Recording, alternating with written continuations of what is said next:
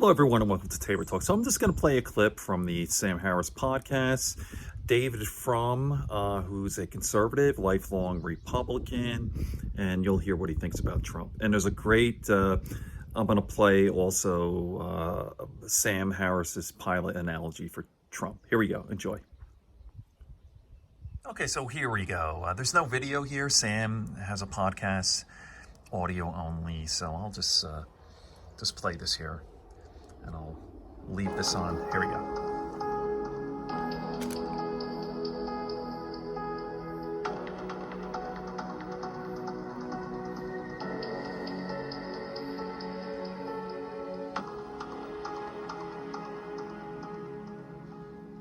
I am here with David Frum. David, thanks for joining me again. What a pleasure to be back. So you have a new book. You have been hammering Trump hard, and it is necessary work. Is this your second book focused on Trump? Yes, I've written quite a few books, but I wrote a book that came out 2018 called Trumpocracy, which was a study of Trump's power. And this book is called Trumpocalypse, and it's a study of the Trump finale and what comes after. Yeah, well, it's great to have you on to talk about this because, as you know, and everyone will know, we are under the shadow of a presidential election that seems especially consequential. I guess whatever your view of reality here, you must think this election will matter unless you're a nihilist, or maybe especially if you're a nihilist. If you want to tear everything down, there is a good way to do it by voting wrongly here. The problem I keep failing to adequately confront every time I talk about Trump, and I think you know I do that vehemently, although now sparingly, is that it does seem somewhat hopeless to convince anyone of anything. I'm painfully aware of how boring it is to simply sing to the choir, and I want to do some good in the world here with conversations of this kind. I want to convince people to see Trump as we do, because I think we have an accurate view of him, and it matters to understand what has happened here and what it would mean to double down on this error.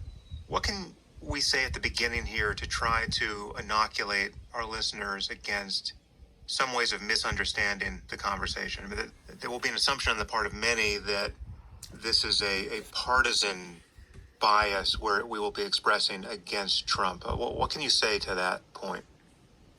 Well, let me say, I have spent my life, and it's now a lengthening life, in the conservative and in the Republican Party.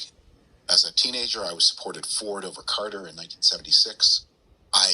The first time I was ever involved in an American election, I'm originally from Canada, was in 1980 when I knocked on doors for Ronald Reagan in the town, my college town. I served in the George W. Bush White House. I've been involved with conservative parties in Canada and Great Britain. And this is my world. So I'm coming from inside this world. For me, the theme of the Trump years has been the discovery, and I think this is so true for everyone who thinks about politics. We all have a lot of commitments in our lives, and they're often potentially in conflict, but we're not forced to confront that. And then comes a moment we say, well, I believe this, and I believe that, and I have to choose. So maybe the way to start talking about this in a way that's useful, as you recommend, is not to talk about what we don't like, but to talk about what we do. What do we cherish? Why are we here? So let me talk about what is important to me, and I hope that will resonate with some of the people who are on the fence that you described. I grew up in the Cold War. I grew up, as I mentioned, in Canada, under the shield of that mighty American system of global defense that protected all of us. My family's Jewish. I'm Jewish.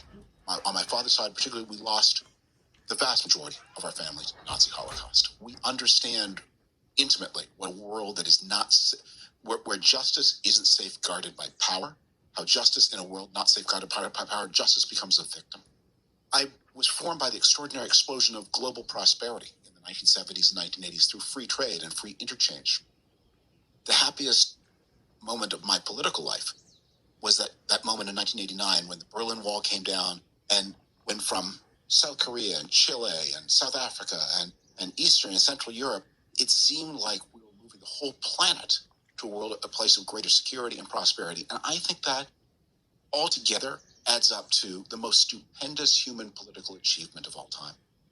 Now, everything has costs. It didn't serve everyone equally well. And as that development advanced, it got bumpy. And we went through the 9/11 crisis and the war in Iraq, which I was a supporter of, and that alienated so many people, and then the global financial crisis, and then the strains and stresses of mass migration and unequal prosperity. And so it's not crazy that there was a reaction to that. Donald Trump positioned himself at the head of that parade. And I get that in 2016. I spent a lot of time in the 2000s warning Republicans that their message was not responsive to where Americans were, where even their voters were. But Trump now is putting at jeopardy everything I cherish, down to such basics as the integrity and competence of the U.S. government. Yeah, an analogy comes to mind which would characterize my view of that jeopardy. This is a good analogy. And also how a criticism of Trump need not entail any partisanship. Just to cut through the partisanship algebra pretty quickly, as you did, you are a Republican or have been a Republican. So, obviously your partisanship, if anything, runs the other way. I have never voted Republican, but there's absolutely nothing I have said or will say about Trump that would apply to someone like Mitt Romney or John McCain or any other normal Republican. So again, it's not coming from a partisan place in me at all. And an analogy occurs to me that captures this and some of the risk you just cited. I mean, just imagine you're on an airplane cruising at 30,000 feet, and at some point near the end of the flight, you see the pilot come stumbling out of the cockpit, and he appears just visibly drunk or insane. Let's say he gropes one of the flight attendants. He gets on the PA system and he begins bragging about how rich he is. And maybe he starts castigating the passengers for having insulted him. He might say, if you want me to land this plane, you have to be nicer to me, right? I mean, something completely out of keeping with the role and responsibility he has to safeguard the lives of people on that plane. Then he'll, just to continue this analogy, he could launch into a conspiracy theory about how the airline is really run by a shadow group of maintenance workers who have been undermining him, right? And he thinks they've been monkeying with the instruments in the cockpit. And he could fire the co-pilot. He could send him to the back of the plane and tell him not to move, right? And he could do a dozen other things like that in the span of an hour that prove beyond any possibility of doubt that this isn't a normal situation, right? He's not a normal pilot. And now, when it comes time to land this plane, the danger of something going wrong has been horribly magnified. And you are worried about this, quite reasonably so. And you're appalled to find that control over so many lives, yours among them, has been given to somebody who is quite obviously unfit for the job, monstrously unfit for the job. And now you find yourself worrying about this out loud. And notice that there are people on the plane who are inspired by this pilot's antics and goading him on, right? He's now threatening to punch some old woman in the face, and people are, yelling he should do it, right? And then people are turning to you as you begin to worry about this out loud, and they're claiming that you have pilot derangement syndrome, and that you should just stop whining and enjoy the flight, and that Captain Trump is making flying great again, right? So this is your situation. You're worried about obvious incompetence and distraction from the task at hand, and coming at a moment where everyone can least afford it, right? I mean, we're in the middle of a global pandemic and a global economic emergency, right?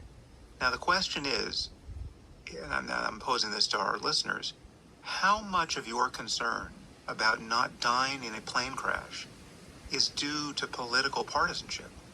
It is obvious that that's not even a variable, right? And that, you may disagree with me and David here, right, in our view of Trump and the situation and the importance of institutions and political norms, and we'll get into that. But the conversation we're about to have is coming from a place of concern about our society being able to respond intelligently to real risks. And again, it is our view that we're being led by somebody who is obviously a fraud and a con man and an incompetent and a morbidly self-interested person. And that has been obvious from day one, but it's becoming completely untenable to deny that fact even for the span of a minute here.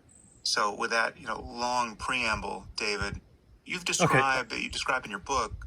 I'll pause it there. All right, so there you go.